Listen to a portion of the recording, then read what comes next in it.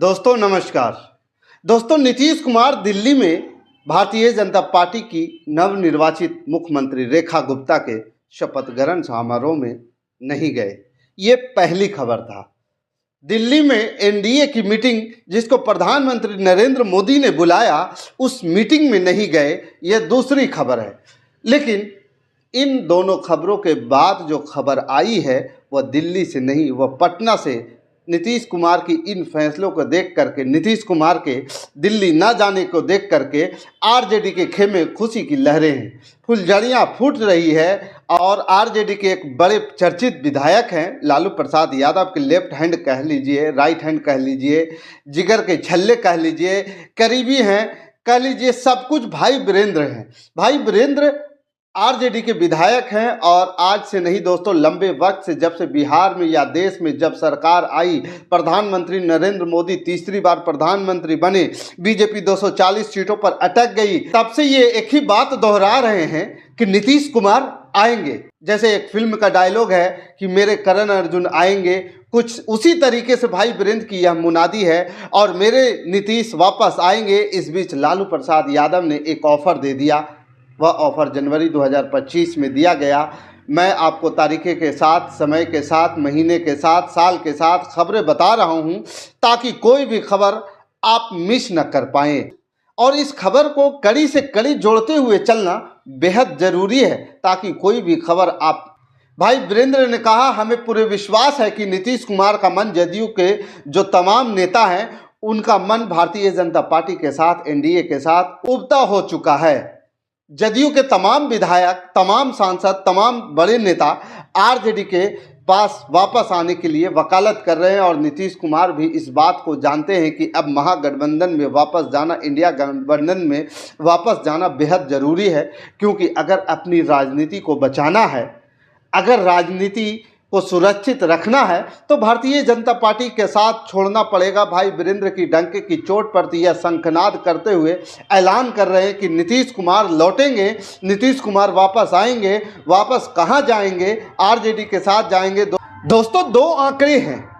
आपको बता दूं कि जब नीतीश कुमार भारतीय जनता पार्टी के साथ मिलकर चुनाव लड़ते हैं तो सीट का नुकसान होता है, 43 के आसपास सीटें मिलती है। लेकिन जब नीतीश कुमार आरजेडी के साथ मिलकर चुनाव लड़ते हैं तो सीटें 70 से ज़्यादा हासिल करते हैं।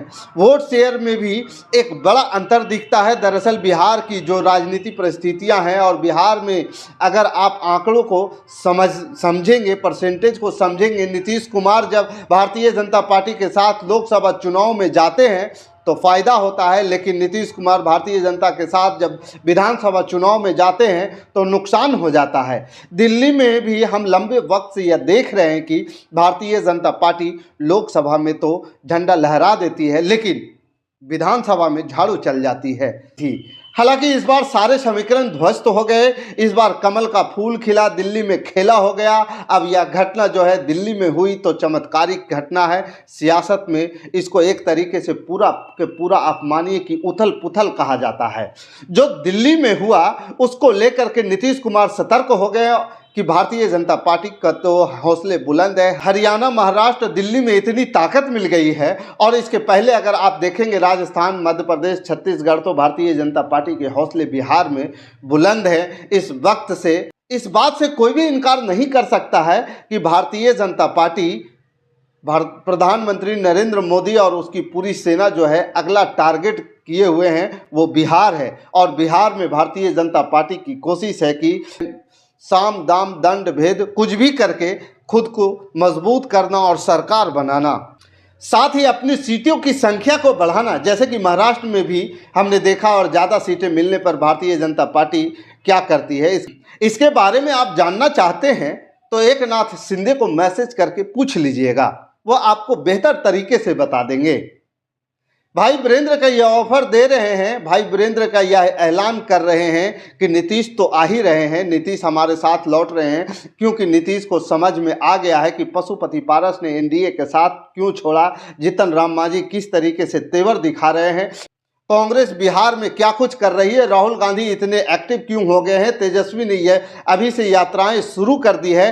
कुल मिलाकर के बिहार की राजनीति का जो एक बड़ा कैनवास आपके सामने तैयार होता जो दिख रहा है, उसमें सब कुछ तैयार है, बस नीतीश कुमार का इंतज़ार है। नीतीश कुमार इस इंतज़ार को ख़त्म भी कर सकते हैं, क्योंकि इसके संकेत दे रहे हैं। और भाई वीरेंद्र का कहना है कि नीतीश कुमार बहुत जल्द आरजेडी के साथ होंगे। अब उनके इस दावे में कितना दम है, यह भी आने वाला वक्त तय करेगा। दोस्तों, फिलहाल इस खबर के साथ इतना ही। बाकी आपका क्या विचार है, आप हमें कमेंट कर ज़रूर बताइएगा। हमारे साथ बने रहने के लिए धन्यवाद। जय हिंद, जय भारत।